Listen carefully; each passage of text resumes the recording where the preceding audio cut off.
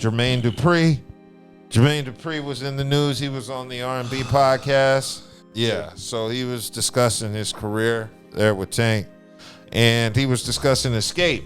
And he was saying a lot of the things about Xscape that a lot of us dudes was thinking when Xscape came out in the 90s. But I thought, I didn't think that was going to work at all.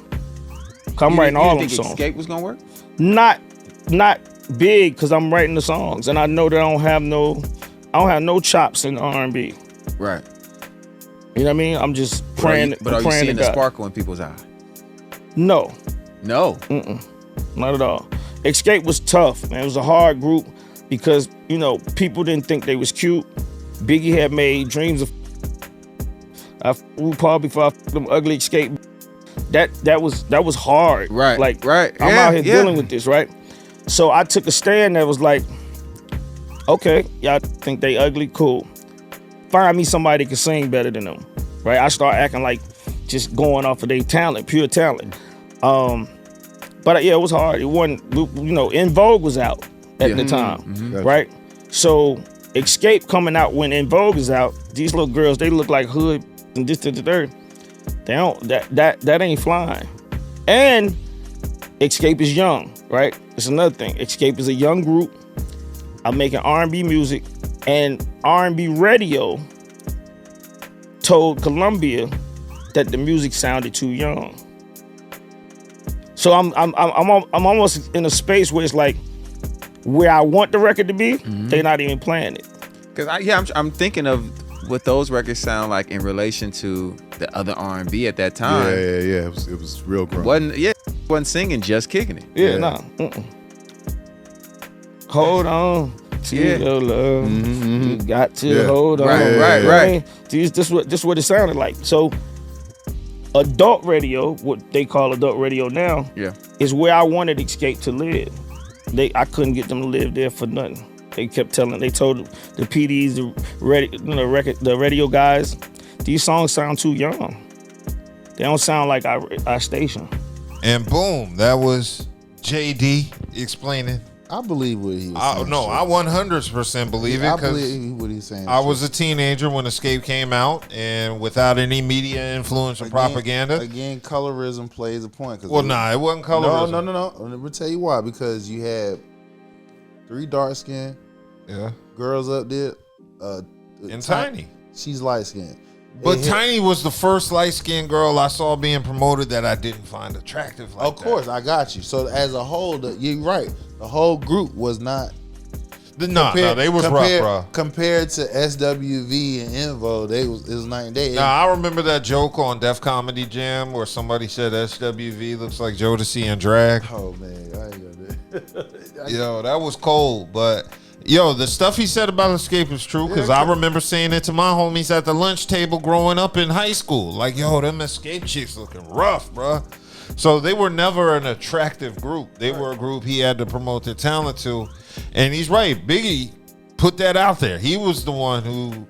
Biggie killed, like I said earlier, Biggie killed Xscape's career before it started and Kwame's career with his bars. Did he really kill their career? He didn't kill it, but he damn sure made it rough. He made that rough for those girls because they were up and coming. And they were only, 16, 17 at the time? They was young. Yeah, he was calling some 17-year-old chicks butt ugly. And he said he would rather have with a transgender woman than to have with underage minor women. And I don't know, do you commend Biggie in hindsight? Man, that's tough either way. But God in mind, let's say I don't consent to either or. I don't consent to either. Biggie made us give up. He like gave you gotta us a real hard. You gotta choose one or the other. I ain't choosing either or. I just use my hand. Yeah. So Biggie did play a part in people's perception of Xscape because a lot of people said what Biggie said after he put that out there in Dreams. So that was it. Also, I wasn't the biggest fan of Xscape growing up because of that. Because he's right. I listened to their music. I had bought their album, so I ain't gonna stunt on that. Nah, I remember they had that. That was my senior year in high school when they came out. They had the joint I like that remake they did. Who Can I Run To? That was pretty dope. That was a song that made me really like Xscape. Just kicking. Just Kick Kicking off it your was shoes and it was relax your average. feet. But yeah, they on had now. some stiff competition because they were promoting attractiveness with the girl groups back then, especially En Vogue. That's 4 fine women you gotta compete with. SWV, to me, they weren't that great looking, but they weren't ugly or anything like that. You had TLC, 3 fine petite women. You had what's All that? of them you were had, fine. Yeah, Jade, 704. 704. Like all of these women were attractive. You had some tough competition, boy. The solo artists were beautiful. Word. Yeah, so I mean, attractiveness was just part of being in 90s R&B, and Xscape was just, they were completely... They wasn't grown into their woman bodies yet. Yeah, because Candy did have a glow up. Mm-hmm. I All can of say them did. that. All of them, except for Tiny. She's the only one that still have it. She still look like... No. She's transitioning to Smokey Robinson. Yeah, no. Smokey Robinson, nice. Yeah, the rest of all of them pretty much grew into their women bodies. So, Okay, now yeah. Charles said Jermaine, we were gonna play when Jermaine Dupri snitched on Drew Hill not showing up to the studio when they recorded the "Sleeping in My Bed" remix. I saw that clip. I know exactly what you're talking about, Charles. Jermaine Dupri went through a story where he was discussing, I guess, some back and forth because Jagged Edge wanted the beat. Hiram Hicks calls me and said, I got this new group.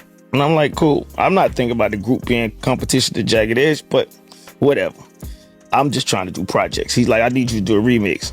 This remix comes out. Usher called me. Why the you hit him that song? I'm like, it's a a remix, song. right. It's a remix. I didn't give him a song. Now you gave him that beat. Get out of here, Usher. Okay, man. Usher's mad to this day about this song. To this day. Jagged come to the studio. Why you get them nigga beat? That's our competition. And you gonna help them. But yeah, them girls really had it rough. They would have a better, more nurturing environment if they came out now. That's one of the things about the 90s. Look, I was telling the young gen, like, the YNs. y'all wouldn't have made it. Y'all wouldn't have made it in our generation because you had to be tough, boy. Yeah, You had to know how to crack jokes. yeah. You had to know how to fight. You feel what I'm saying? Yeah, to a Because if not, degree. you got your feelings hurt by young as well as women. So you got on both sides. And then Everybody roasted you. then Women, men. Right, don't be on the school, but you in the back. That's where the roasting going down at. So you know who know how to roast and they be in the back. The cool kids be in the back. If you ain't the cool kid, you up in the front in the middle of the bus. You didn't want no parts of that because you try to stay clear of them jokes that's coming. Yeah. So yeah, shout out to Xscape for braving it. I'm sure they have some mental anguish, maybe some PTSD. They just transition to beautiful damn women. That's all. They look, Candy getting money. You know what I'm saying? Yeah, Candy getting that She paper. getting bread. Yeah, I ain't mad at that.